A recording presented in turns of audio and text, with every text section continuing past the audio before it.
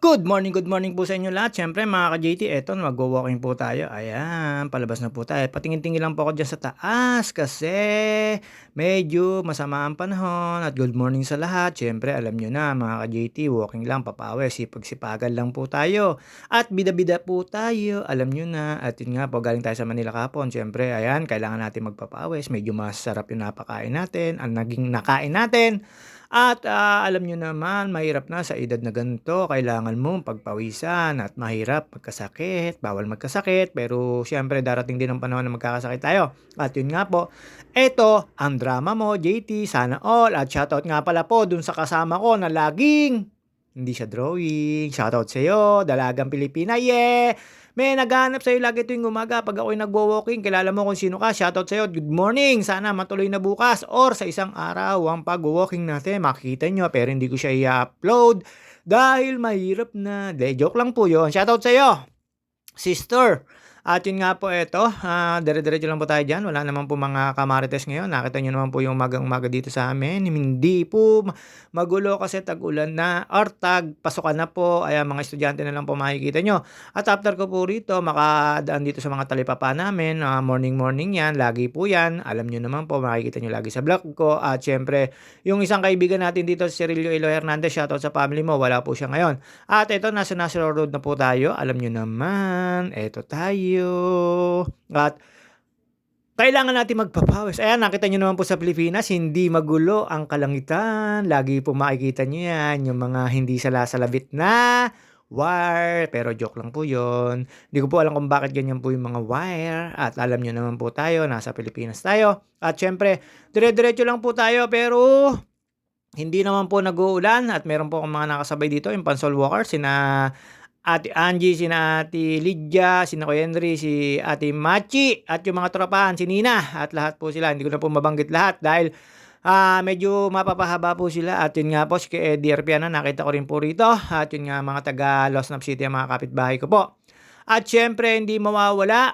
Bakit wala ka? Epe, Palentino, bakit wala kayo hinanap kita? At yun nga po, syempre sa mga hindi po nakasama na mga Pansol Walker, shoutout sa inyo. At ayan, habang tayo ay naglalakad dyan, alam nyo na, papakit muna tayo. Ayan, pa-cute, isang A. At nakasalubong ko po dyan yung anak ni Milong. Bekene man, siyempre, magandang anak ni Milo. Ayun nga po, niyayag ko siya lagi sa taas. Alam pagkakalang ko anak ni Milo yung kabasketball ko. Tapos, ayan, nakita niyo naman po, hapit na hapit, ang laki ng tiyan, pero namamahita po yan. At syempre, liliko na po tayo dito sa Southwest. Hindi na po ako pumanik sa taas dito, nag-jogging-jogging na lang po ako dito. Ayan, nakita niyo naman po yung mga makakasalubong ko. Mga mahilig mag-walking dito, marami po nag-walking dito kasi yung haba po rito ay sulit na sulit na. Ayan po yung anak ni Milo. At tapos syempre, ito, dire-diretso lang po tayo dito.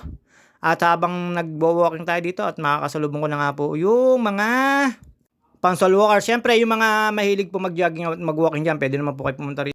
At yung mga mahilig mag-walking papuntang bundok or pataas, siyempre, pwede naman po dito, libre po ito. Tapos yun, bundon nga po kayo pumunta sa may kabila. At ito, yan na po yung mga Pansol Walkers.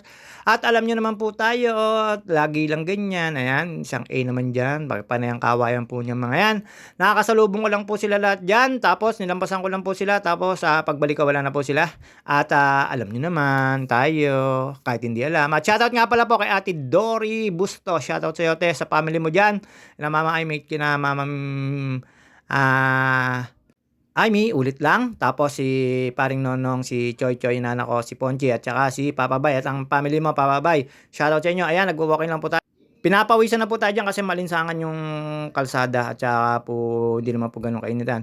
Pero syempre papanik po tayo doon sa may papuntang taas at hindi naman po ganun kataas at ayan, dadaanan nyo po yan. Ito po yung panlimit nilang pinag-walking yan. Pag gusto nyo lang po dito, pwede naman po kayo mag-jogging dito. Papawisan na po kayo, mahaba-haba na po ito.